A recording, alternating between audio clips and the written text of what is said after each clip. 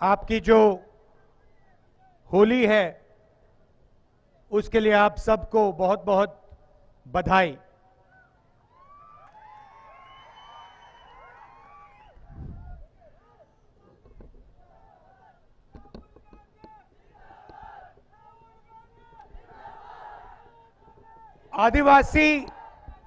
आदिवासी और वनवासी शब्द में फर्क आप लोग जानते हैं? आप आदिवासी हो वनवासी हो? तो आप कहते हो कि हम आदिवासी हैं, इसका मतलब क्या है? हाँ,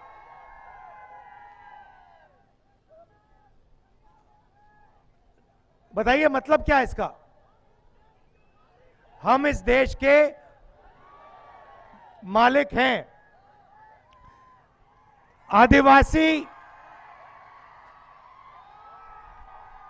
आदिवासी शब्द का मतलब देश के ओरिजिनल मालिक। यहां पे जब कोई नहीं था तो आदिवासी हिंदुस्तान में थे। आप ओरिजिनल मालिक हो, मतलब जो जल है, जंगल है, जमीन है, हिंदुस्तान का धन जो है, इसके ओरिजिनल मालिक आप थे। वनवासी का मतलब वो लोग जो जंगल में रहते हैं। वनवासी और आदिवासी में फर्क यह है कि आदिवासी शब्द के साथ जमीन, जल और जंगल का अधिकार जुड़ा हुआ है। वनवासी शब्द में कोई अधिकार नहीं है। इसीलिए बीजेपी आपको वनवासी कहती है और हम आपको आदिवासी कहते हैं।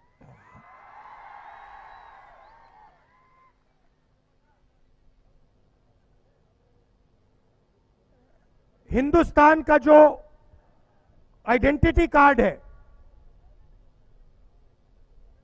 आधार कार्ड, जिससे हिंदुस्तान के हर नागरिक को आइडेंटिटी मिलती है, देश को पता लगता है ये है कौन, उसको हमने यहां लागू क्यों किया? आदिवासी डिस्ट्रिक्ट में क्यों लागू किया? क्योंकि हम आपको मैसेज देना चाहते थे कि आप इस देश के ओरिजिनल मालिक हो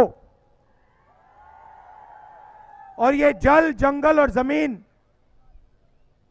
ये आपका था और आपसे ये लिया गया। और अगर ये आपका था तो जमीन पर, जल पर और जंगल पर आपका हक बनता है।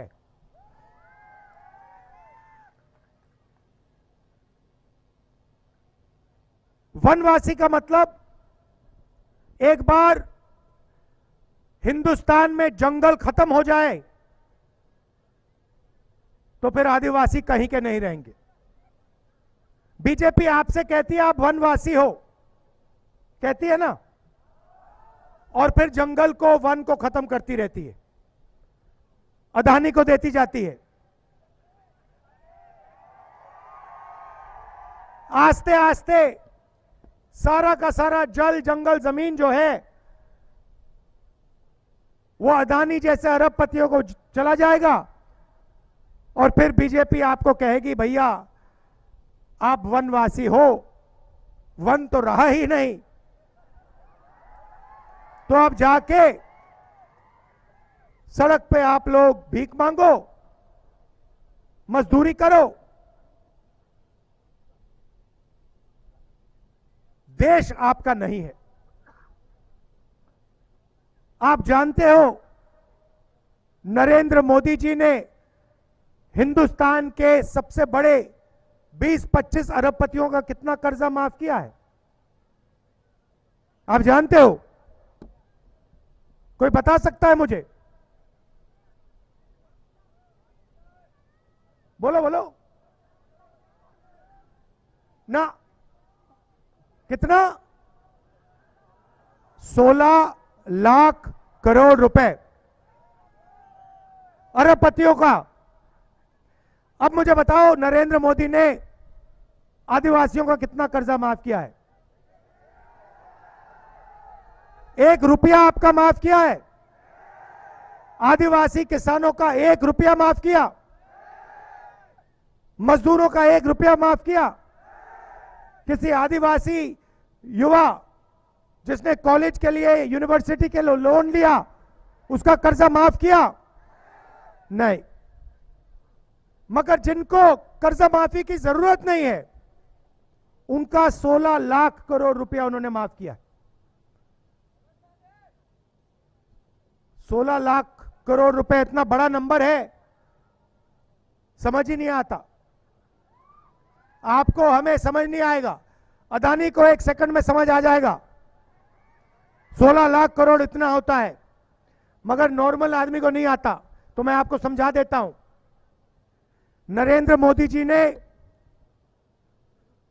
24 साल का मनरेगा का पैसा, इनका कर्जा माफ किया है। अगर आप हिंदुस्तान का पूरा मनरेगा का पैसा साल का जोड़ें तो 65,000 करोड़ रुपए बनता है। 24 साल का पैसा इन्होंने 20-25 अरबपतियों का कर्जा माफ किया।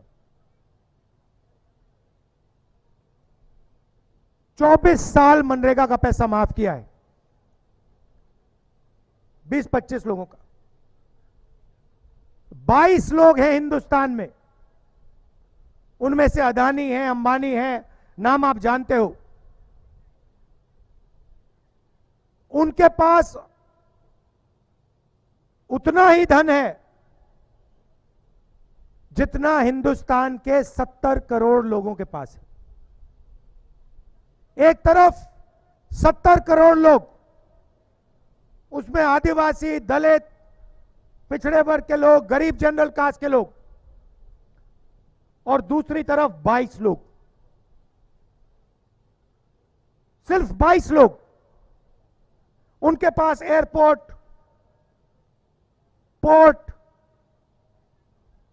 इंफ्रास्ट्रक्चर, मोबाइल फोन, डिफेंस की इंडस्ट्री, सारा का सारा हिंदुस्तान उनके हाथों में, 22 लोगों के हाथों में। उनका कर्जा माफ होता है, सब कुछ उनके लिए किया जाता है, और बाकी हिंदुस्तान देखता रहता है। देश में आदिवासियों की आबादी कितनी है बताओ?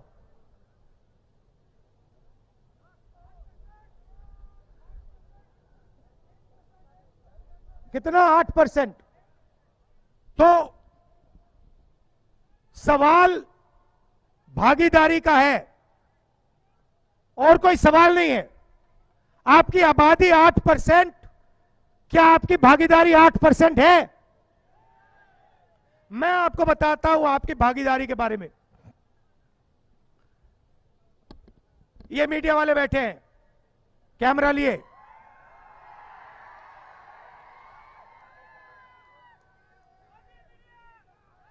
Modi media, Adani media.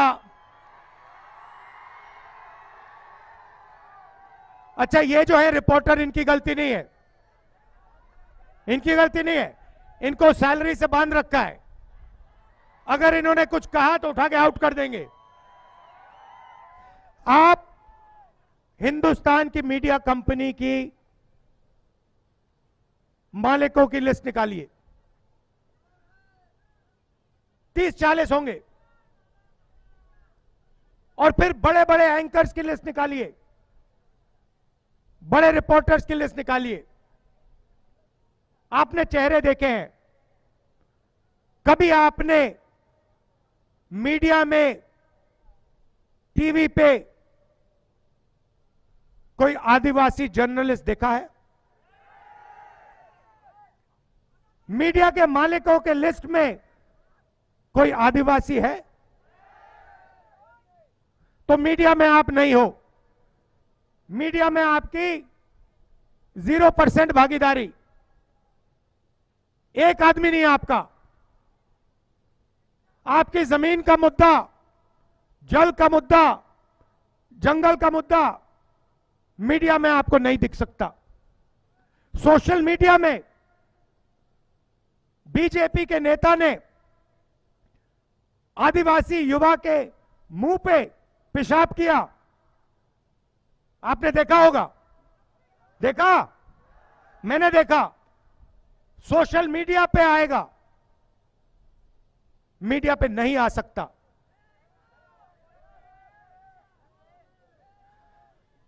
ठीक है, आप कहोगे भैया मीडिया में हम नहीं चाहते भागीदारी। मैं कहता हूं होनी चाहिए। शायद आप कहो नहीं हमें नहीं चाहिए। चाहिए नहीं चाहिए? चाहिए। तो ठीक है, मीडिया से हटकर बात करते हैं। हिंदुस्तान की 200 सबसे बड़ी कंपनियों में उनकी मालिकों की लिस्ट निकालो, उनकी सीनियर मैनेजमेंट की लिस्ट निकालो, उसमें आदिवासी कितने? एक नहीं है आपका। ना किसी बड़ी कंपनी में, ना सीनियर मैनेजमेंट में। अदानी की कंपनी में एक नहीं मिलेगा। तो आप मीडिया में नहीं हो, आप हिंदुस्तान की बड़ी कंपनियों में नहीं हो। ठीक है, हिंदुस्तान की सरकार को 90 लोग चलाते हैं, आईएएस अफसर हैं, हिंदुस्तान का पूरा बजट ये बांटते हैं। स्वास्थ्य में कितना पैसा जाता है, शिक्षा में कितना जाता है, डिफेंस में कितना जाता है, 90 लोग बांटते हैं। दिल्ली में आईएएस अफसर हैं, 90 में से आदिवासी कितने? बताओ। एक। 90 में से एक आदिवासी है, उसको भी कोने में बैठा रखा है, पीछे। और अगर हिंदुस्तान की सरकार बजट में 100 रुपए खर्च करती है तो आदिवासी अफसर 10 पैसे का निर्णय लेता है। आपकी आबादी 8%, आपकी भागीदारी 100 रुपए में से 10 पैसे। आपका ट्राइबल प्लान उठा के ले गए, दलितों का प्लान उठा के ले गए।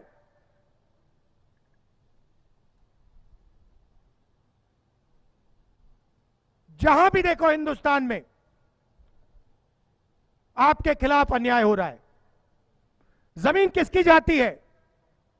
आदिवासी की जाती है। बड़े बड़े प्रोजेक्ट्स बनते हैं। अभी मैं गुजरात से आया। गुजरात की 25% जमीन, पूरे गुजरात की 25% जमीन अक्वायर कर ली। अक्वायर कहां से हुई? किसकी जमीन अक्वायर हुई? आदिवासियों की, दलितों की, पिछड़ों की।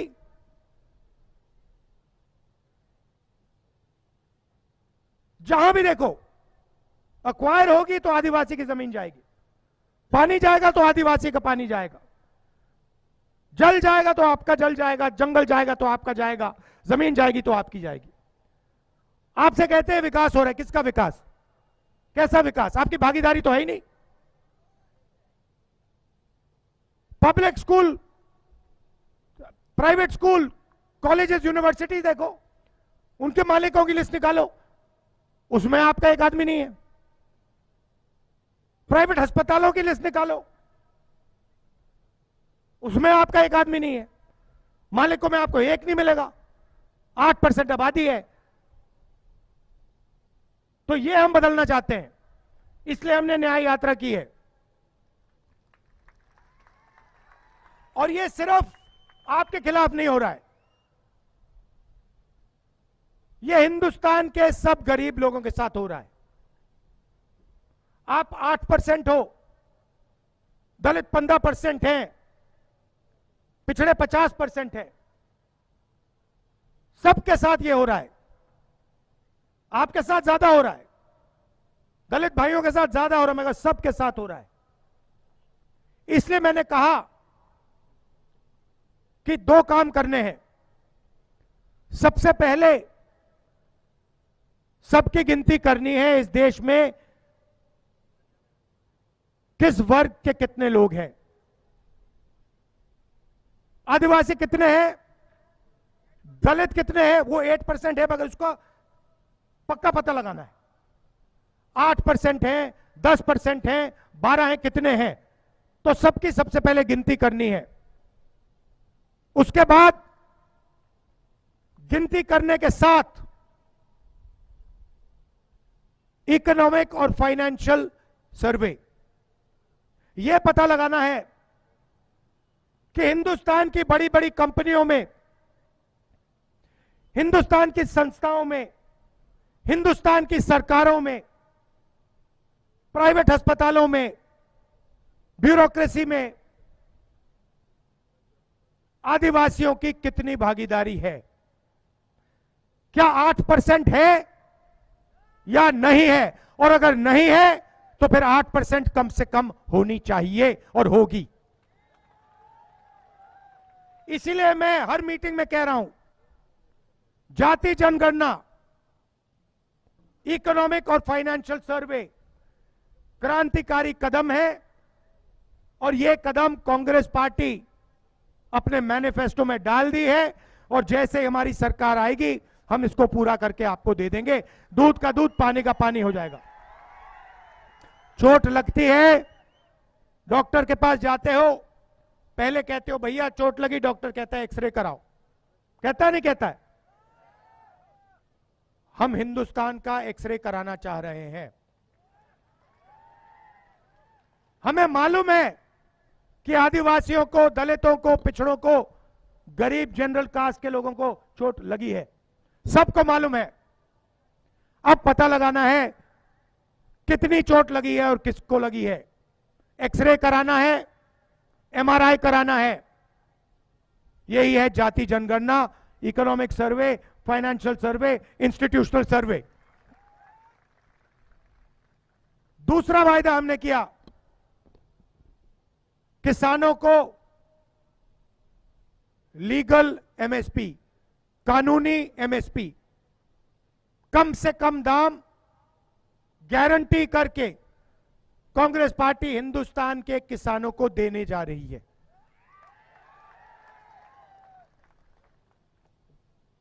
और आदिवासियों के लिए हमने 5 चीजें, ऐतिहासिक चीजें अपने बजट में आपके लिए डाली हैं। मैं आज आपको उनके बारे में बताना चाहता हूं। हम फॉरेस्ट राइट एक्ट लाए, बीजेपी ने उसको कमजोर किया, और जो आपकी क्लेम्स बनती हैं, जो आपकी जमीन की क्लेम्स हैं, उनको पूरा नहीं किया। आपका जमीन का जो हक है वो आपको नहीं दिया। बहुत सारे लोगों की जो क्लेम्स हैं उनको रिजेक्ट कर दिया। सही।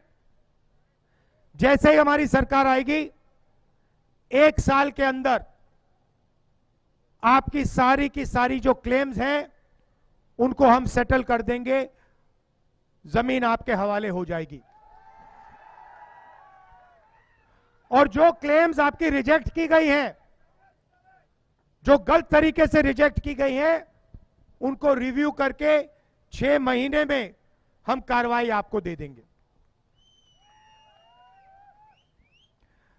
फॉरेस्ट कंजर्वेशन एक्ट है जो, और जो लैंड एक्विजिशन एक्ट किया था, हमने बनाया था जमीनी अधिग्रहण बिल, उसको इन्होंने कमजोर किया है। उसको हम फिर से मजबूत करेंगे और जो आपके अधिकार हैं उनकी आप रक्षा कर पाएंगे।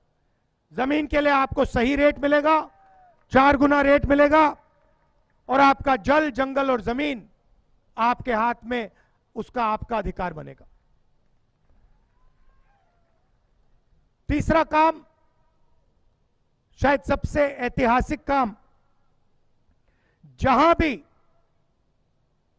आदिवासियों की 50% से ज्यादा आबादी है, पूरे हिंदुस्तान में जहां भी आदिवासियों की 50% से ज्यादा आबादी है, उसे हम 6 शेड्यूल में डाल देंगे। मतलब सारे के सारे लोकल जो निर्णय होंगे वो आदिवासी लोग लेंगे और कोई नहीं लेगा। जैसे हमने किसानों के लिए लीगल गारंटी दी है, वैसे ही हम फॉरेस्ट प्रोड्यूस के लिए, जो जंगल में उगता है, उसके लिए लीगल गारंटी आपको दिलवा देंगे। और आखिरी काम, जो पैसा कानून है, उसमें जो विलेज गवर्नमेंट और ऑटोनोमस डिस्ट्रिक्ट सरकार होती है, गवर्नमेंट होती है, उसको हम आपके लिए एस्टैब्लिश करके दिखा देंगे। ये 5 काम हम आपके लिए करने जा रहे हैं। आखिरी बात जो आपने यहां बोली, जो ट्राइबल सब प्लान, दलित सब प्लान की बात है, जो कानून आंध्र में बनाया गया है, जिससे उस पैसे की रक्षा होती है आपके लिए, और वो आपके लिए ही प्रयोग किया जा सकता है, और अगर प्रयोग नहीं होगा, अगले साल भी वो पैसा आपका होगा, वो भी हम दिल्ली में कानून बना देंगे। मगर सबसे बड़ा मुद्दा भागीदारी का है, और हम उसको छोड़ने वाले नहीं हैं। आपकी आबादी 8% है, आपका जल है, आपका जंगल है, आपकी जमीन है, उसकी रक्षा होगी, और जो आपका हक बनता है वो हम आपको दे के दिखाएंगे। आप सब दूर दूर से आए, एक बार फिर मैं आपको होली की बधाई देता हूं। नमस्कार, जय हिंद और धन्यवाद। जय आदिवासी, जय आदिवासी, जय आदिवासी। न्याय का हक मिलने तक।